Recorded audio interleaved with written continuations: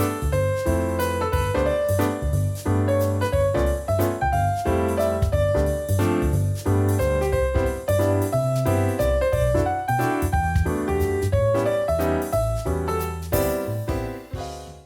gonna climb a tree. Watch out.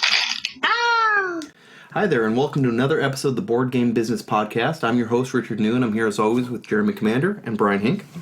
Today we're going to be talking about chipboard choices. What do you do? How do you make chipboard? It's part of a lot of games. We have some samples out here if you're one of our video viewers.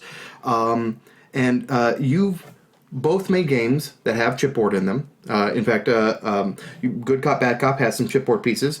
And then Booze Barons, which you designed and you published, has chipboard as some of the pieces. So what would be the first choice in going from just cardstock and going to upgrading to chipboard? A lot of it is just like the feel. To me, like it feels different to use chipboard in a game than cards. Mm-hmm. But there are certain components that work well for it and some that don't. Things that are going to be handled a lot, but also you need to kind of keep their identity hidden. That's important. You'd want to go with cards then, because then you can sleeve cards so that they don't show wear. For chipboard, so here's a couple chipboard components from Avalon, the Resistance Avalon. I played this game so many times. Still probably my favorite game. But you can see that it shows some wear even on the back. Right. And so when you have it face down, like these are the approve and reject, and so it's supposed to be a secret which one I choose. But if you're paying very close attention, you can see that like on the back, like my there's more scratches on the reject one. So if you were paying attention, you could see like, I already know he rejected it, so it could affect things. So something like that. I have probably the same thing with for One Night Werewolf. Before I got the sleeves for those, and because there's a lot of wear with moving pieces around during the night and stuff like that, and you can definitely see which ones are the werewolves because they get moved around a bunch. Components you move around a lot may not be a good candidate for chipboard. Stationary objects. Yeah, things like in Booze Barons, the sites are chipboard, right? And that's fine because you're not. Once you put those down to set up the game, they're not going to move for the whole game, right? So that's fine. But like the deck of cards, it's probably better being cards. You can sleeve it. It's easy to move around. And there's something about the locations in Booze Barons. They're speakeasies in the city, so that they just feel like they should be heavier, thicker. They're really buildings, in the middle that you're going to, and so it just felt right to have them as chipboard. Okay. And I think it's perceived as higher quality too, more expensive.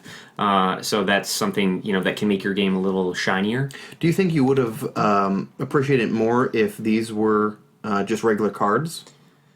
I don't know, because I do like the approve and reject in the Resistance. I do like that they are chipboard, but it makes them easier to kind of toss across the table into like the voting pool. Yeah. But at the same time, if they were mini cards, you could sleeve them and they wouldn't wear out. But Brian has played his copy a lot of times. Yeah, and there are other options too. You could do plastic. I mean, think if these were like plastic chips, maybe with one side gray, the other side black. The other one chip would be gray and then white on the other side. That would be kind of cool, where you still didn't know which was which, but it would still feel much better than a card. But a card would work too. Okay. So I'm not saying they made one more point on chipboards versus cards. If you in the future want to make expansions for your game or promos or things like that, it's much easier to do a promo card than it is a promo piece of chipboard. True. In terms of production costs and doing that. Great. So when I make some games, I actually think about that. What if I were to do a promo card or a convention promotion? What component of this game would be the promotional item, and can that be made out of a card? Mm-hmm. And so that's one more thing to think about. Like, if you ever try to add on to this or change things, then it's very difficult to replace chipboard. You can't do short-run chipboard as easily as you can do short-run cards from Drive-Thru Cards or the Game Crafter. We talked about, converting something to a chipboard and maybe having regrets about that. Do you have anything in your games that you didn't convert to chipboard and you think, that would have been much better like that? Yeah, I mean, I guess Good Cop, Bad Cop. We started off with just the 54 card deck. Mm-hmm. So it was all cards, easy to carry around with you. But then we wanted to make a few things chipboard, like the guns feel way better with to stand up. Stand up and tournament people. And so if we were doing some chipboard, we went with the lead investigator too, your kind of turn marker that tells you what you do in your turn. So that's chipboard also now. And so that I'm happy with that. I guess I'm kind of regret not doing that from the beginning, but then again, it's nice to have a 54 card game, Right. too. That's easy, cheap to produce, low risk for our first. You got that second big game. time at bat to try and upgrade it a little bit. But now I'm always always having to consider like, oh wait, some people have a card gun. They don't have our latest Kickstarter campaign is upgrading some stuff, and some of the original backers, who were there from the beginning, they don't have like the standees for the guns, and they're like, hey, could we get that? And it's hard to do that for just a handful of people who don't have that, and so I there's. You kind of pay the price if you don't keep a game consistent. Components the same. Yeah. One more thing then, before we get to the manufacturing side, we've also seen a bit of a change in how chipboard is used in games. We have Camel up here, and one of the components that's made out of chipboard is this little pyramid, and you have it on the table, and you press the thing, and one die will come out, and it helps you throughout the race as part of the one thing you can do on your turn. It's effectively a dice cup that lets one die out at a time. Yeah. And it won the Spiel des Jahres, and I think so having a three-dimensional chipboard component like this is great if you are presenting your game at a con or at a proto-spiel. People walk by and they go, oh, what's that? I want to check that out because it stands out that you have this three-dimensional component. But then your game has to deliver. Afterwards, you have to have a good game when people play it. It can't just be a gimmick. Right. And we've seen both Colt Express and Camel Up win the Spiel des Jahres. They both have a three-dimensional chipboard component to them. Colt Express has a train with 2 levels.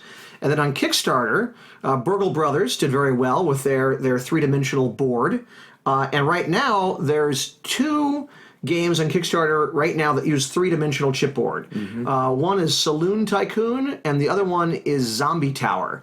And they're both they both seem to be Saloon Tycoon is already funded and going into stretch goals, and Zombie Tower seems to be doing pretty well for yet another zombie game because they have this three-dimensional chipboard thing. So I see that as a rising trend in the industry of like, oh, I want to take my chipboard, I want to do something more interesting. They're going to build something out of it and play on that and make my game a little different, a little standout. Yeah. What I mean, how cool is that? I mean, both the pyramid. One thing like the pyramid and like just you press a little like a special lever and you get the dice rolls. You could have a bag and have all the die in there and just sort of like pull one of them out and then just drop it. Yeah, and then that's true. You've done the exact same thing. True. Yep. This is so cool. Like I want to be the guy to pull the die out of the pyramid. I want to press the button, and I think people feel that way. They want to do that. So now let's move to the manufacturing side. Let's talk about if I'm going to have chipboard as part of my game instead of just cards and other components.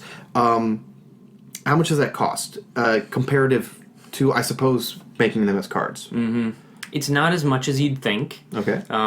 If you were to get like if your game was 20 cards, it would be roughly the same price to manufacture that as it would be if it were 20 pieces of chipboard of the same size. I wouldn't have expected that. But your game is probably going to have more cards. The more components that you can duplicate, the cheaper it's going to be. So if your card has a bunch of cards and then you just throw in 2 pieces of chipboard, that's going to be much more expensive than a bunch of cards and then 2 cards. So if you keep it all cards or all chipboard, you're going to save a lot of money. When you have both, then it just jumps in price to have both types of components. Okay. But adding just a couple more pieces of chipboard, it's really not that much. So I would recommend you do what's best for your game. If you can make your game all cards, that's going to be the cheapest way to go. And it's easy to have a game full of cards, or a game of all chipboard, but once you get into chipboard, it's so much thicker, bigger. It's going to make your box bigger. It's going to cost more just for those reasons.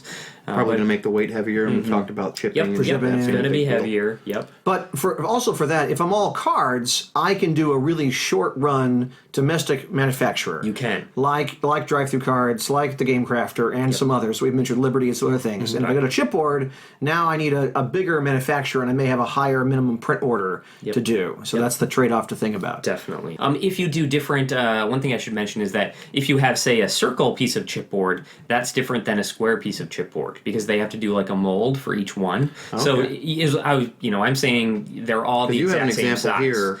Yeah, these are New Salem, New little Salem, right? circle chipboard pieces. Yeah, here's a bunch from Coins Camel down Up. here. Yeah, Camel has some rectangles and circles on the So same for sheet. each of these, see, even though that's probably why they kept all these kind of the same size, that's probably one reason, because they just had one mold to cut these, and then the coins can have one mold to cut One those. punch. So they build a die, and the die is going to punch the chipboard, and so you're going to pay for the die construction. Now, yeah, this is okay. So this is the chipboard that we took the pyramid out of. Now there are parts of the pyramid that seem to be like half cut through, so that they can bend. Mm-hmm. Is that something they can they would have fold, to put yeah. even more work into to make a die that cuts halfway through? To Probably. make that I've never tried to do that. Yeah. No, I've never tried to do that. Honestly, these 3D. I was thinking about it when I saw Cold Express and Camel Up, and I was like, "Wow, maybe I should do that." And then it was just it's intimidating because I'm not I'm not. Now it's an engineering problem. Or yeah, It's an engineering problem you have to solve. It And is. for Camel Up, having my copy of Camel, you talked about your copy of Resistance wearing out with the chipboard getting all scuffed up and one not wearing off. My copy of Camel Up, this chipboard component where you release the die is wearing out. The cardboard is starting to degrade and fray and bent and so it's like So we've mentioned on the show earlier the broken token that has wooden game box inserts. You can get to sort your components. So at BGGCon this year, I was pitching them on they should make a wooden Camel Up pyramid because they do that for some other games, some wooden accessories, and then the wood would hold up a lot longer, a lot better than the cardboard would, and I would pay for that as an add-on to get my little wood pyramid. Yeah, Okay. and that'd be so cool to have too. It'd be so awesome, right? And you're like, wood pyramid. ooh. Wow.